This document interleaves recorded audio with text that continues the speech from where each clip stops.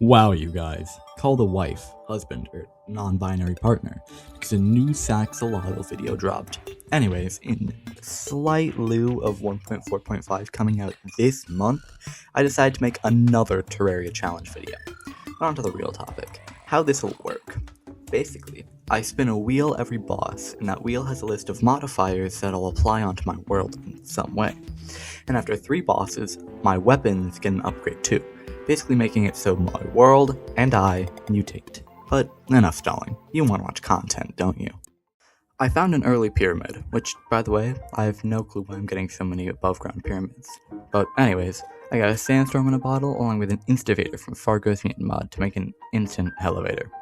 In the elevator, I found a large amount of lead, silver, and a pair of Hermes boots, which gave me the confidence, along with Star Fury, to fight the Eye of Cthulhu. I died pretty quickly, so I went on the life crystal hunt, grabbing enough to research and get to 400 HP. Along with that, I bought the most underrated weapon in the game, the paintball gun. Now, it seems really weak, and it kind of is, but fighting the Eye, it's a great weapon, with 12 damage, 11 crit chance, and firing a paintball every 0.13 seconds. It's great for a single target, so with my new weapon, I was easily able to take down the Eye. On my second official roll, I got a +5 defense. I decided to not make any defense multipliers, just because I feel like it'd be really annoying in the late stages, but let me know in the comments if I should add that for the hard mode version. After buying some potions from the brewer, an NPC from Alchemest NPC, I made a slime crown and used my Star Fury to take down King Slime, spinning the wheel again to get another +2 defense. After a small detour into the jungle, I got the materials for a Blade of Grass, a good melee weapon that got heavily buffed in 1.4.4, and after finding the Shimmer and doing a lot more crafting, I got a legendary one. Along with that, one of the NPCs that I have dropped a Guna balloon when they died, so I threw it into the Shimmer to get the Diva Slime. The brain fight itself is actually very easy, with the Blade of Grass doing an amazing job doing with the creepers and the brain's final phase. I spun the wheel and got +20 health and a 0.5 size increase to all enemies. My wheel spun a 0.4 size increase, which helps with melee weapons, which I'm focusing on. After mining some Hellstone and making a volcano, I decided to hold off on making the Molten Armor, deciding to make it after Skeletron, and I made Crimson Armor instead. After looking into the jungle a little bit more to try to find feral claws for my new volcano, I decided to go fight the one, which was very easy, thanks to the volcano. After spinning, again, I got another +2 defense. I'd bet that you didn't expect Torch God to be in the video, but let me explain. I'm playing with the Boss Hearts mod, which gives hearts, which increase your accessory slots by 1, permanently. And the Torch God gives 1, so I'm counting it for a wheel spin, which I got +20 HP. The goblin army was fairly standard. The only real issues were the increased bulk of the goblins. With 12 more defense and 1.2 times more health, they were fairly tanky, but beating them gave enemies 1 more life regen, and gave me 10% crit chance, which was insane.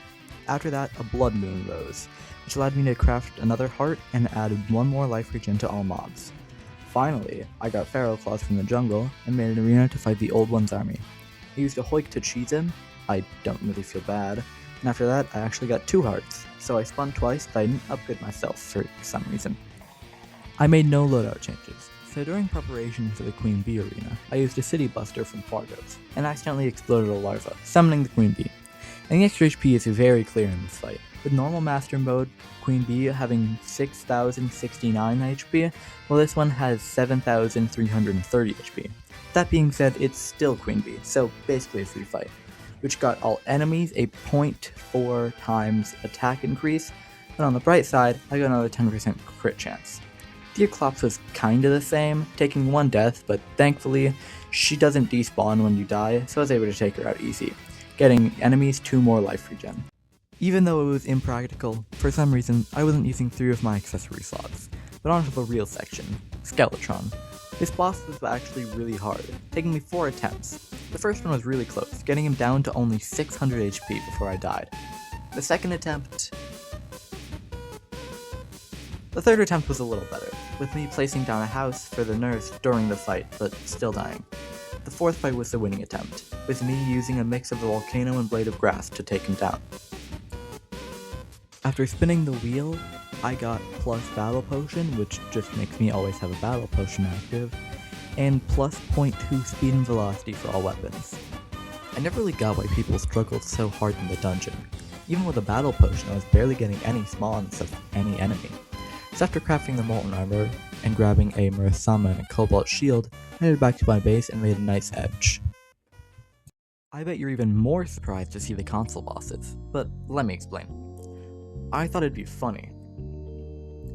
So after reassessing my accessories and getting up to 96 defense, I fought Turkor, and won on my first attempt. Unfortunately, I lost the wheel spin footage, so I don't know what we spun. But please, just watch the fight.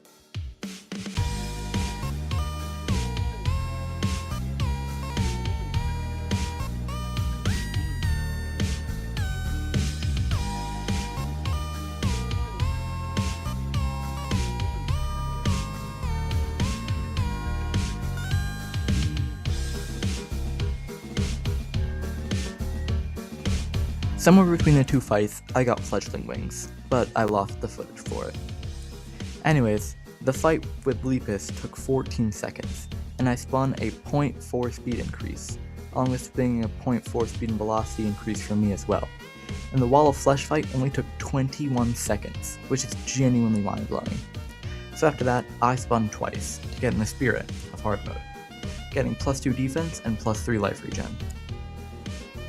Thank you guys for watching. I'm probably going to make this into a 3-part series, so if you want to see the next one, subscribe, I guess.